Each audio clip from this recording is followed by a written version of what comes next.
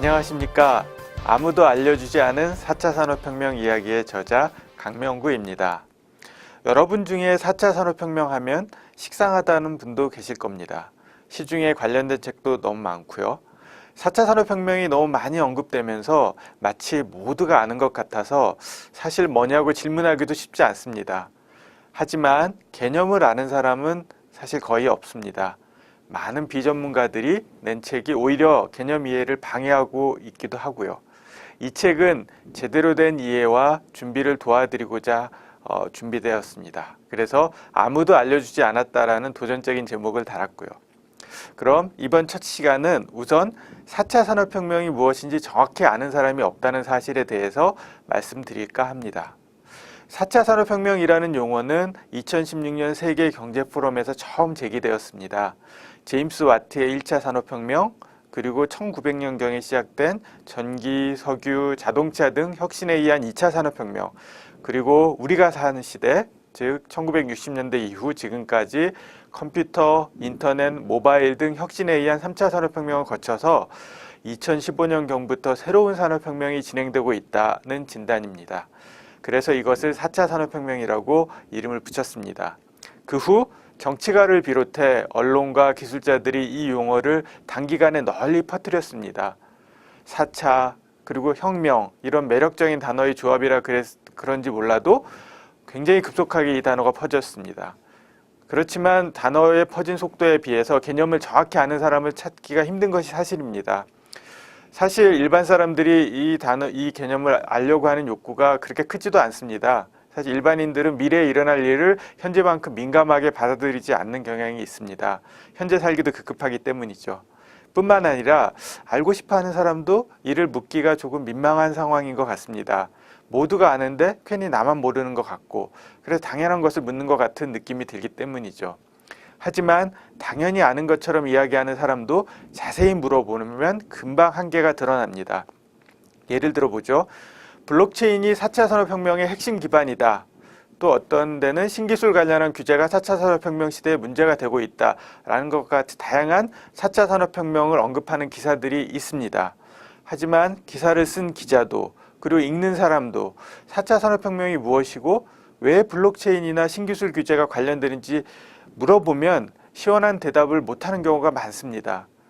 이것은 사실 전문가 집단에서도 마찬가지입니다. 전문가 집단의 4차 산업혁명 정의를 한번 보면 한국정보통신학회 정의에서 4차 산업혁명은 인공지능, 사물인터넷, 빅데이터, 3D 프린팅, 클라우드 컴퓨팅 등이 융합되어 나타나는 혁신적 변화라고 정의되어 있습니다.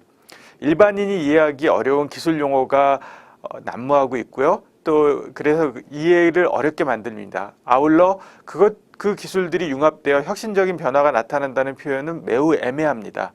융합과 혁신은 무슨 의미이며 또 우리 삶에서 구체적으로 어떤 변화가 나타난다는 말일까요? 전문가 집단이 내린 정의를 이해하려면 4차 산업혁명에 관련된 많은 기술들을 정확히 이해해야 합니다. 아울러 이를 바탕으로 미래를 보는 통찰력을 가진 사람이 정의를 내릴 수 있다는 얘기죠. 전문 교육을 받지 않은 일반인에게는 불가능한 요구입니다. 4차 산업혁명 분야의 고전인 제4차 산업혁명을 쓴 클라우스 슈밥도 비슷한 접근을 합니다.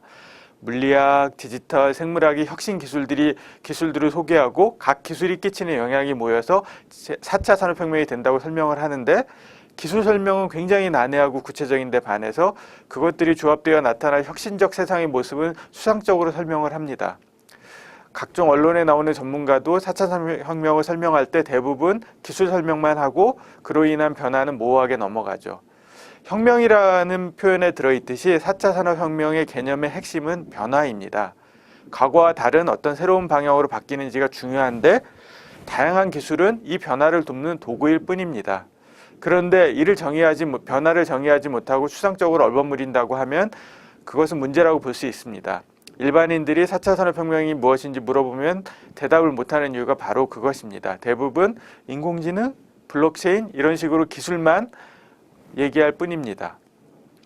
4차 산업혁명의 핵심은 소수가 권력을 갖고 중앙집중 지배를 하던 기존 산업혁명 체제에 대한 반작용이라고 볼 수가 있습니다.